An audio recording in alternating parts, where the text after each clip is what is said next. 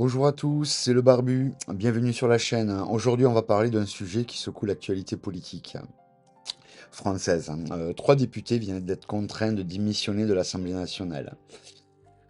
Une décision du Conseil constitutionnel qui a fait l'effet d'une bombe, hein. On va voir ensemble qui sont ces députés, pourquoi ils ont été déclarés inéligibles, quelles sont les conséquences de cette décision et ce que cela nous dit sur notre démocratie, hein. Restez bien jusqu'à la fin, je vous donnerai aussi mon analyse sur l'impact de cette affaire. Alors, que s'est-il passé exactement? Le 11 juillet 2025, le Conseil constitutionnel a annoncé que trois députés de l'Assemblée nationale étaient déclarés inéligibles pour une durée de 1 an. Le motif, le rejet de leur compte de campagne lors des dernières élections législatives. Cela signifie concrètement qu'ils ne peuvent plus exercer leur mandat et qu'ils doivent quitter leur siège immédiatement. Alors, qui sont ces députés? Donc, nous avons Monsieur Jean Lossuc, député de Paris, membre du parti présidentiel EPR. Stéphane Vogetta, député des Français établis hors de France, également EPR. Et Brigitte Barège, députée du Tarn-et-Garonne, membre de l'UDR, allié du Rassemblement national. Mais pourquoi le Conseil constitutionnel a-t-il pris une décision aussi radicale? En France, la loi impose des règles très strictes sur le financement des campagnes électorales. Chaque candidat doit tenir une comptabilité précise de ses dépenses et recettes et respecter des plafonds. Après l'élection, la Commission nationale des comptes de campagne vérifie tout. Si elle constate des irrégularités graves, elle peut saisir le Conseil constitutionnel qui a le pouvoir de déclarer un élu inéligible. Dans le cas de ces trois députés, il s'agirait de manquements importants dans la gestion de leur compte de campagne. Cela peut aller d'un déplacement du plafond de dépenses à l'absence de justificatif, ou à des dons illicites. Quelles sont les conséquences concrètes de cette décision? D'abord, les trois députés sont démis d'office.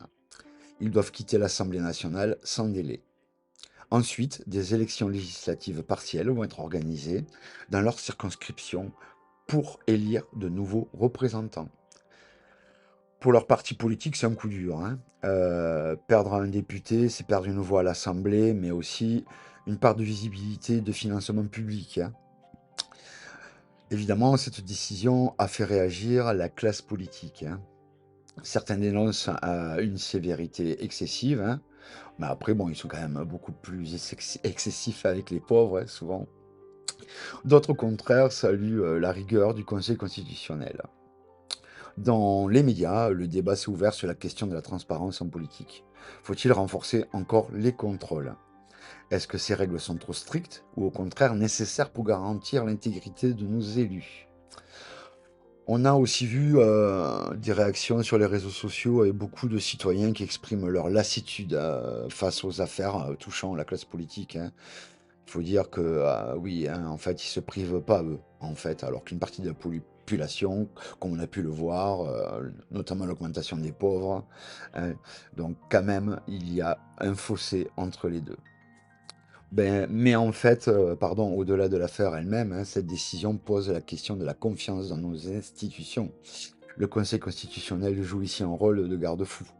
Il veille à ce que les règles soient respectées et que personne ne soit au-dessus des lois. C'est aussi un rappel pour tous les élus, la transparence et la rigueur sont indispensables à la vie démocratique. Sans cela, la confiance des citoyens s'effrite. Pour conclure, cette affaire montre que la démocratie française dispose de mécanismes de contrôle efficaces. Mais elle met aussi en lumière la nécessité de mieux accompagner les candidats dans la gestion de leur campagne, pour éviter ce genre de situation. Donc, qu'en pensez-vous, pardon? Est-ce que ces sanctions sont justifiées? Faut-il aller plus loin dans la transparence, hein, ou revoir les règles? Dites-le moi en commentaire, je lirai vos réactions avec attention. Merci d'avoir suivi cette vidéo jusqu'au bout. N'oubliez pas de liker ou vous abonner et de partager si le sujet vous a intéressé. À très bientôt pour une nouvelle analyse de l'actualité politique sur le Barbu.